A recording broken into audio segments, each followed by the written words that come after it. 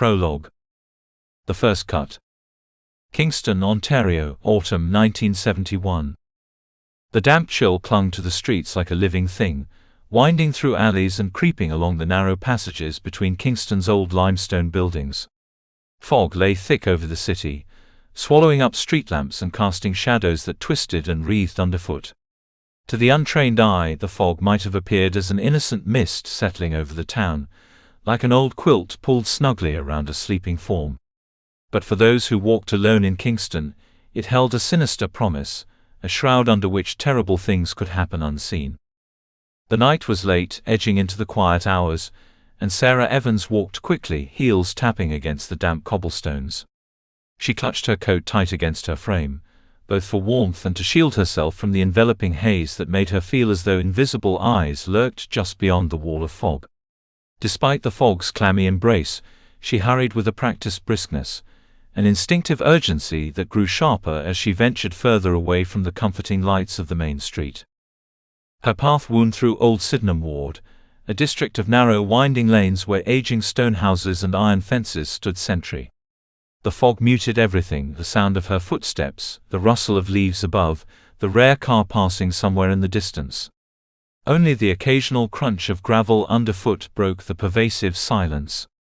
Aware of the recent murder that had been whispered about in grim undertones around town, Sarah couldn't shake the feeling that tonight was different, that the air itself was taut with something intangible, like the quiet that comes before a thunderstorm. A noise behind her made her pause. She froze, straining her ears to hear through the muffling fog, feeling her pulse hammer as she turned slightly to glance over her shoulder. But the street behind her was empty, an expanse of stone and mist and shadows. Just my imagination, she thought, resuming her walk with a renewed haste. But as her steps quickened, so did the peculiar sensation that someone or something was following her. The night seemed endless, each step stretching time in strange ways. Every corner she turned held the promise of salvation, a glimpse of her apartment building, a lit window, another person walking. But she saw no one, she was alone in the eerie silence, her every step an echo that was swallowed by the fog. Just as she began to feel the oppressive weight of the silence pressing down on her, she caught a glimpse of a figure standing ahead. At first she felt relief, a glimmer of human presence in this lonely, chilling world of stone and mist. The figure was tall, indistinct in the fog, standing just a few steps beyond a street lamp whose light barely cut through the gloom. She could make out the silhouette of a man in a dark coat, hat pulled low, his posture impossibly still. A quiet dread curled in her stomach, dampening the relief she had felt only moments before. "Hello," she called, her voice faint and brittle, breaking the silence with a tremor she hadn't meant to reveal. The figure didn't respond. For a moment she considered turning back, retracing her steps and finding another route home. But before she could act on the thought, the figure moved, a single step forward, purposeful, soundless. Her breath caught as she took a step back, trying to keep a comfortable distance between them. Her instincts were screaming now, that primal ancient sense that something was deeply, irrevocably wrong. Who are you?" Her voice quavered, barely above a whisper, as if anything louder would crack the fragile air around her.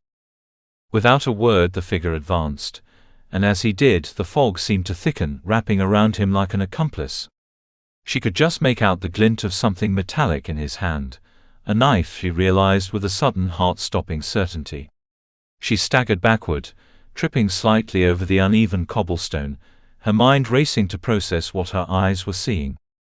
Before she could turn to run, he was upon her, his steps silent as death. A gloved hand shot out, clamping over her mouth, and she felt the cold press of the blade against her throat, freezing her scream before it could escape. Panic flared within her, raw and unfiltered, her body rigid as she stared into the shadowed face of her attacker, whose eyes were the only thing visible beneath the hat's brim, cold, calculated, devoid of any trace of humanity.